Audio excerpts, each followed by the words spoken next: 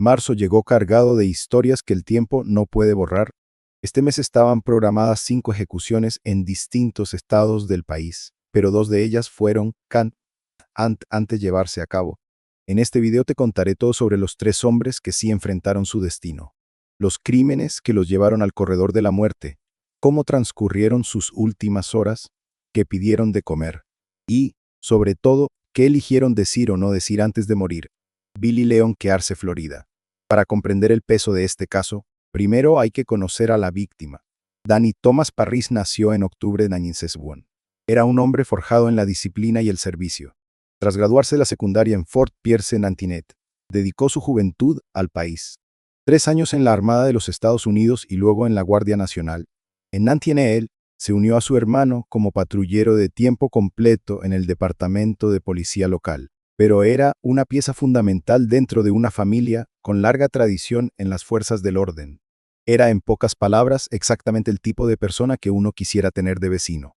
¿Cuántas veces pensamos que una noche ordinaria puede cambiar todo en cuestión de segundos? Eran casi las 11 de la noche en Fort Pierce cuando el oficial Parris detectó un Montecarlo azul oscuro del Sun circulando en sentido contrario por una calle sola de vía. Encendió las luces y detuvo el vehículo. Al volante estaba Billy Leon Kearse, un joven de 10 años que había alcanzado la mayoría de edad apenas días antes. Kearse estaba nervioso. No tenía licencia de conducir válida y se encontraba en libertad condicional por un delito menor. Al notar que algo no cuadraba, Parris transmitió por radio el número de matrícula antes de bajarse de la patrulla. Luego le pidió identificación a Kearse, quien, aterrorizado ante la posibilidad de regresar a la carta el comments falsos. Parris verificó cada alias. Ninguno coincidió. Le ordenó salir del vehículo y colocarse contra el auto para proceder con el arresto. Lo que comenzó como un procedimiento de rutina terminó en un forcejeo desesperado. Las esposas golpearon accidentalmente a Kearse debajo del ojo, desatando una reacción violenta e inmediata. Ambos pelearon durante varios minutos sin control. En un momento, Kearse cayó al suelo, pero desde ahí logró arrebatarle el arma de servicio al oficial. Desarmado y vulnerable, el sargento Parris levantó las manos y suplicó: «Vamos, hombre, no lo hagas». Kearse no se detuvo. Apretó el gatillo 14 veces. 9 balas impactaron directamente en el cuerpo de Parris. Otras 4 quedaron retenidas en el chaleco antibalas. Kearse subió al auto y huyó, dejando al oficial morir sobre el asfalto. Un taxista que pasaba escuchó los disparos, vio el Montecarlo alejarse y usó la radio del oficial caído para pedir auxilio. Parris fue trasladado al hospital, pero ya no había nada que hacer. La matrícula reportada llevó a los investigadores directamente a la casa de Kearse esa misma. Fue arrestado. Tras renunciar a sus derechos, confesó todo. Dijo que disparó porque entró en pánico ante la idea de volver a prisión. ¿Puede el miedo justificar arrebatarle la vida a alguien que solo hacía su trabajo? El impacto mediático fue enorme. Parris era un policía querido en su comunidad. Su funeral fue multitudinario, transmitido por televisión, con decenas de agentes y ciudadanos presentes. La opinión pública se volcó contra Kearse desde el primer momento. En octubre de 1991, un jurado lo declaró culpable de asesinato en primer grado y robo con arma de fuego, recomendando la pena de muerte por 11 votos contra 1. Pero aquí comenzó el caos legal. En Nantinnanfel, la Corte Suprema de Florida anuló la sentencia. El tribunal determinó que el juez original había cometido errores graves al instruir al jurado sobre los factores agravantes, duplicando indebidamente ciertos cargos. Se ordenó un nuevo juicio de sentencia en Nantinnansis, trasladado al condado de Indian River para evitar la influencia de la opinión pública local. En ese segundo proceso, la defensa intentó humanizar a Kearse. Explicaron que desde su nacimiento arrastraba un daño neurológico causado por el consumo de alcohol de su madre durante el embarazo, lo que le provocó síndrome de alcohol fetal. Su padre lo abandonó a los 2 años. En la escuela era descrito como un niño, descuidado y con serias dificultades de aprendizaje. Tenía un coeficiente intelectual de 6 y un rendimiento equivalente al de 3er grado. Sus abogados argumentaron que emocionalmente seguía siendo un niño cuando cometió el crimen, a pesar de. La sentencia fue unánime. Kearse debía morir. El gobernador DeSantis firmó la orden de ejecución el 2 de enero de 2006, dejando apenas 3 días para las apelaciones finales. Todas fueron rechazadas. Y finalmente llegó el día. El 3 de marzo de 2006, que Arce se despertó a las 6 de la mañana, recibió una visita cuya identidad las autoridades no revelaron y se reunió con un asesor espiritual, con una espiritual. Cuando le ofrecieron una última comida especial, la rechazó. En su lugar, se le sirvió el menú regular de la prisión. Permaneció tranquilo y sereno durante todo el día. A las 6 de la tarde fue escoltado a la cámara de ejecución. Al ser asegurado a la camilla, se le permitió hacer una declaración final, que Arce eligió el silencio. La ejecución comenzó a las 7 de la tarde con etomidato, un sedante de alta potencia. Que Arce cerró los ojos y comenzó a respirar pesadamente. A las 6, el director de la prisión lo sacudió por los hombros y gritó su nombre. Respuesta. Un médico forense confirmó la hora oficial de la muerte. 7 de la tarde. El procedimiento duró 13 minutos. Para la viuda del sargento Parris, presente en la sala, fue el fin de una espera de años. Tras la ejecución, declaró: «Tengo 60 años. No pensé que llegaría a este día. No me gusta desearle la muerte a nadie, pero esta es la única manera en que veo justicia». Cedric Allen Rix, Texas. Hay crímenes que sacuden la conciencia. Hay otros que la destrozan por completo. Este es uno de los segundos. Cedric Allen Rix nació el de septiembre de Nachingwea en Chicago. En su vida adulta proyectaba una imagen de estabilidad. Trabajaba en gestión de construcción. Se había formado profesionalmente en el área de la salud y, al menos desde afuera, parecía un hombre que había logrado encauzar su vida. Pero esa fachada escondía algo mucho más oscuro. Desde los 6 años ya presentaba episodios de agresividad severa en la escuela. Una señal que nadie supo o quiso leer a tiempo. Cuando la crisis financiera en Illinois lo dejó sin empleo y sin vivienda, Rick decidió mudarse a Texas en busca de nuevas oportunidades. Fue en Bedford donde conoció a Roxana Díaz Sánchez, asistente médica en una clínica de obstetricia. Con el tiempo, lo que comenzó como una amistad se convirtió en una relación romántica. Roxana, recientemente separada, vio en Cedric a un hombre completamente distinto a su ex esposo. Cariñoso, atento, cielos aparentes. ¿Cuántas veces el amor nos hace ignorar las señales que están justo frente a nosotros? La relación avanzó con rapidez. Rix se mudó al apartamento de Roxana en el complejo colonial Village, donde ella criaba a sus 2 hijos mayores, Marcus y Antón. Cedric prometió criarlos como propios. Bajo las leyes de Texas, su unión fue reconocida legalmente como matrimonio de hecho. Entonces nació Isaías, el hijo de ambos. La llegada del bebé generó esperanza. Pero esa esperanza duró poco. Una vez que Rix sintió que lo tenía todo, su actitud cambió radicalmente. Comenzó a aislar a Roxana de sus amistades. Los celos se volvieron constantes y su comportamiento cada vez más controlador y dominante. Luego vinieron los golpes. Roxana tomó la única decisión posible. Terminó la relación y obtuvo una orden de protección de emergencia contra él. Rix la ignoró por completo. La noche del 2 de mayo de Tontren, alrededor de las 10, Cedric Allen Rix, 13 años, se presentó sin aviso en el complejo colonial Village, violando abiertamente la orden de protección. Roxana no estaba. Eso lo enfureció. Convencido, sin ninguna base, de que ella estaba con otra persona, comenzó a alterarse cada vez más. Poco después, Roxana regresó del supermercado con sus 3 hijos, Marcus, Antoni y el bebé Isaías. Rix la esperaba afuera. Desde las escaleras comenzó a gritarle insultos. Una vecina escuchó todo y notó la angustia en el rostro de Roxana cuando entró rápidamente al apartamento con sus hijos. Los niños fueron al dormitorio. Roxana subía las bolsas. Desde afuera, Rix seguía gritando. Cuando ella intentó cerrar la puerta, él metió el pie para impedirlo. Lo que siguió fue una pesadilla. Rix la empujó al suelo y comenzó a golpearla mientras la estrangulaba. Al escuchar los gritos, Marcus y Antoni salieron del cuarto y se lanzaron sobre Cedric por la espalda, golpeándolo para que soltara a su madre. 2 niños intentando salvar a la persona que más amaban en el mundo. Rix los empujó al suelo y continuó golpeando a Roxana con fuerza brutal hasta dejarla inmóvil. Entonces se detuvo. Los niños llorando en el suelo, Roxana sin moverse. Se levantó, caminó a la cocina, tomó un cuchillo y regresó. La apuñaló alrededor de 3 veces. Una herida en el cuello seccionó su columna cervical. Roxana murió ahí. frente a sus hijos. ¿Cómo puede un ser humano hacer algo así y seguir mirando a los ojos de esos niños? Antón, de apenas años, en un acto de amor desesperado, se abalanzó contra Rix para defenderla. Rick se volvió contra el niño y lo apuñaló y cortó más de 4 veces. Una de las heridas penetró hasta el lóbulo temporal del cerebro. Antoni murió junto al sofá. Marcus, el mayor, corrió a su habitación y se escondió en el armario. Llamó al Nalem. Rix forzó la puerta. Marcus soltó el teléfono y cuando Rix intentó atacarlo, el niño agarró la hoja del cuchillo con las manos a defenderse. Recibió alrededor de todo fue puñaladas en la cabeza, el cuello, el pecho, la espalda y las manos.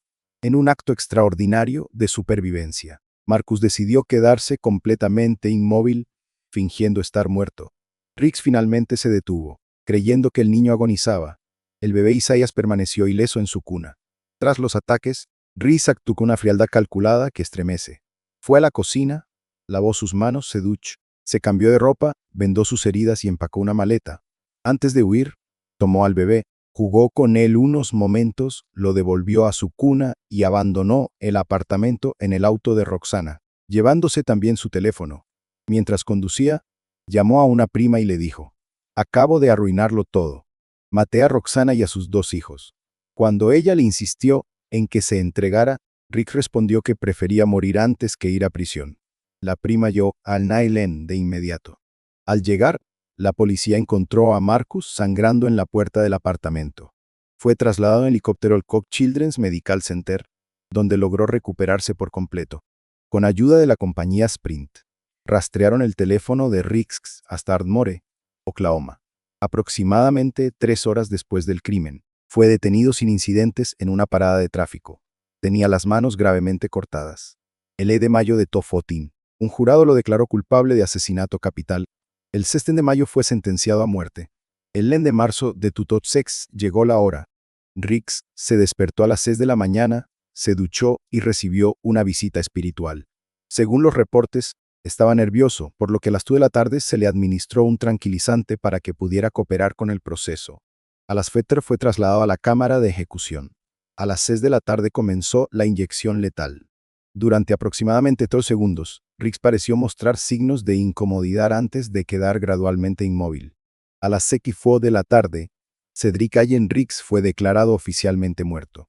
No pronunció ninguna última palabra. Según reportes posteriores, Marcus fue a vivir con su padre biológico. El bebé Isaías quedó bajo custodia de los abuelos maternos. Los padres de Roxana quienes declararon públicamente que planeaban adoptarlo y cambiarle el apellido para que llevara el de su familia. Michael King, Florida. Hay casos que te dejan sin palabras. Casos donde la tragedia no viene solo del monstruo, sino también de un sistema que tuvo múltiples oportunidades de intervenir y falló cada vez. Este es uno de ellos. Michael King nació en Ancien-Sewen, creció en una familia trabajadora. Quienes lo conocían lo describían como una persona ejemplar, sin antecedentes penales, sin historial delictivo, sin consumo de alcohol ni drogas. Se había casado, pero en Tudautu, a los 13 años, su matrimonio llegó a su fin. El divorcio lo hundió en una depresión profunda. Decidido a empezar de cero, se mudó a Northport, Florida, donde vivía su primo Harold Moxlow. Allí comenzó a trabajar como plomero, mejoró su situación económica, compró una casa de 3 habitaciones en Sardinia Avenue y adquirió un Chevrolet Camaro verde, modelo 90F. Desde afuera todo indicaba que había dejado atrás sus demonios, pero la realidad era muy distinta. Para enero de Tudot, quien había abandonado su tradeo 3 meses antes, dejado de pagar sus cuentas y la hipoteca, y ya recibía avisos del banco sobre una posible ejecución hipotecaria. Su mundo se desmoronaba en silencio. Semanas antes del crimen, sin un motivo claro, compró una pistola calibre 9. En la mañana del 7 de enero de Chufasoel, acudió a un campo de tiro con un amigo. Practicaron durante aproximadamente 2 horas. King parecía tranquilo, incluso relajado. Nadie habría imaginado lo que ya estaba planeando hacer. Al mismo tiempo, en otro punto de la ciudad, Denise Amberle iniciaba un día como cualquier otro. Denise nació el 6 de agosto de Nassinaise, en Englewood, Florida. Su padre era sargento detective del condado de Charlotte.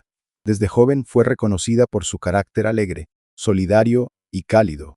Se graduó en Tuzazu Fogg con honores del Lemon Bay Ischol.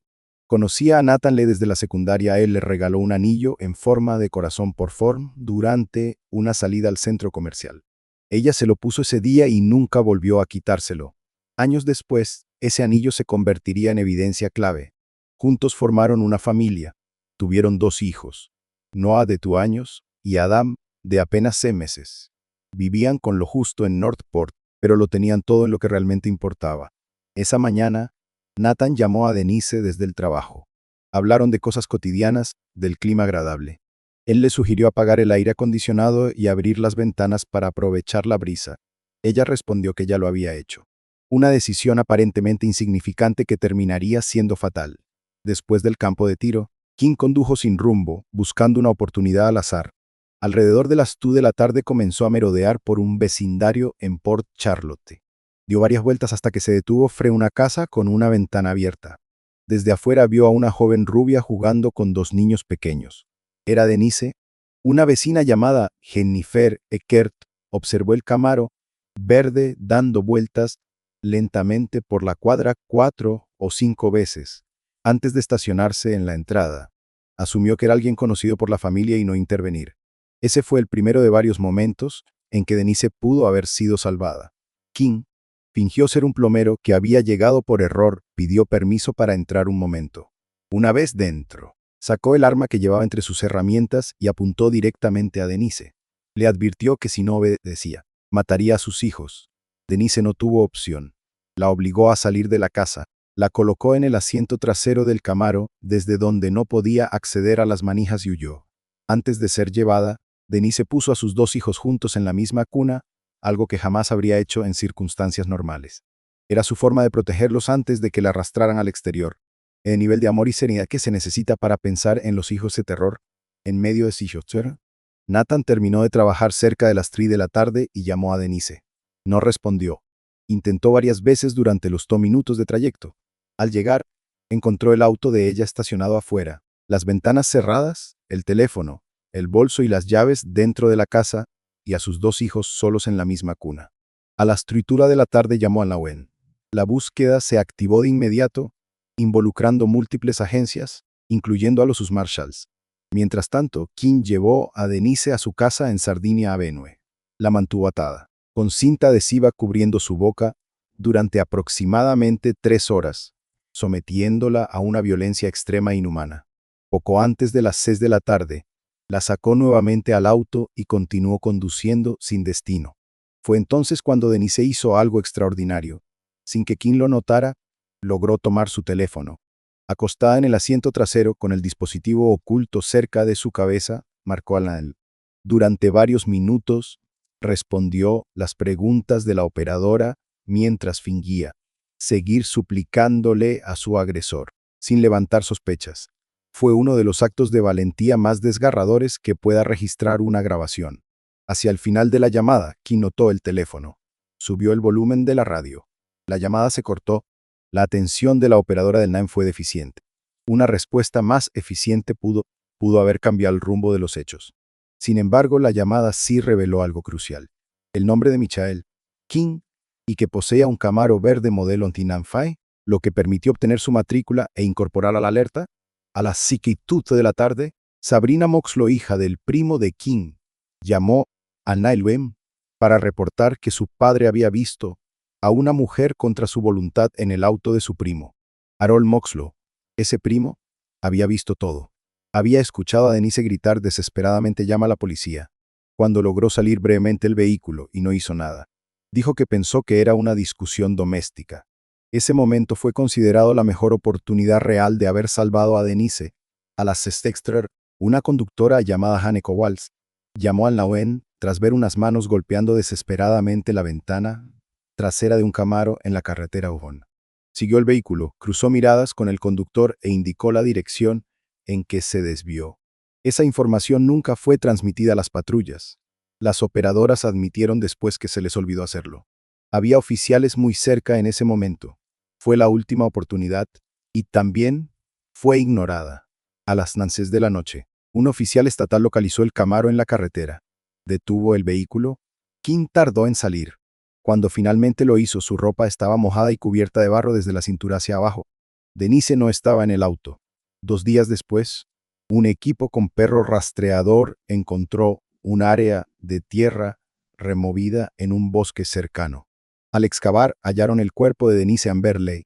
También recuperaron ropa y un casquillo de bala vinculado balísticamente al campo de tiro, donde King había disparado esa misma mañana. Dentro del Camaro encontraron el anillo, el mismo que Nathan le había regalado por Ford en aquel centro comercial, el mismo que ella nunca se quitaba. Denise lo había escondido deliberadamente en el asiento trasero. En medio del horror, dejó señales. Hizo todo lo posible por sobrevivir y por asegurarse de que su agresor no quedara impune. En el juicio de Tudor Durán, King se declaró no culpable del asesinato, admitió el secuestro, pero intentó culpar a un amigo de haberla matado. El jurado rechazó esa versión por completo, fue declarado culpable y condenado a muerte. La familia de Denise demandó al condado de Charlotte por las fallas del sistema del Nylon, sino de exigir responsabilidad. El caso se resolvió con un acuerdo cercano al $1.000.000. El crimen fue tan impactante que dio origen a la ley Denise Amberley, que exigió una capacitación obligatoria para los operadores de emergencia en el estado. King pasó casi 6 años en el corredor de la muerte presentando apelaciones. El 10 de febrero de 2006, el gobernador DeSantis firmó su orden de ejecución, fijando la fecha para el 10 de marzo de 2006. Ese día llegó. A las 6 de la tarde se abrió la cortina de la cámara de ejecución. Un minuto después, King comenzó su declaración final. Desde que encontré a Jesús en prisión, he tratado de vivir como su discípulo, obedeciendo los 2 grandes mandamientos: amar a Dios con todo mi corazón y amar a mi prójimo. A todos los presentes, en ningún momento pidió perdón. En ningún momento mencionó a Denise. A medida que los fármacos comenzaron a hacer efecto, sus brazos temblaron y su cuerpo se convulsionó. Minutos después quedó inmóvil. Un guardia lo sacudió y gritó su nombre. No hubo respuesta. A las 6:00 de la tarde, Michael Lee King fue declarado oficialmente muerto. También resulta impactante que Harold Moxlow, quien vio todo y no hizo nada, nunca enfrentara consecuencias legales de ningún tipo. Y eso es todo por este mes. 3 ejecuciones. 3 historias que nos recuerdan que detrás de cada sentencia hay vidas destruidas, familias rotas y preguntas que el tiempo no siempre logra responder. ¿Crees que la justicia llegó en estos casos? ¿O el sistema falló antes, mucho antes de que llegara la hora de la ejecución? Déjame tu opinión en los comentarios.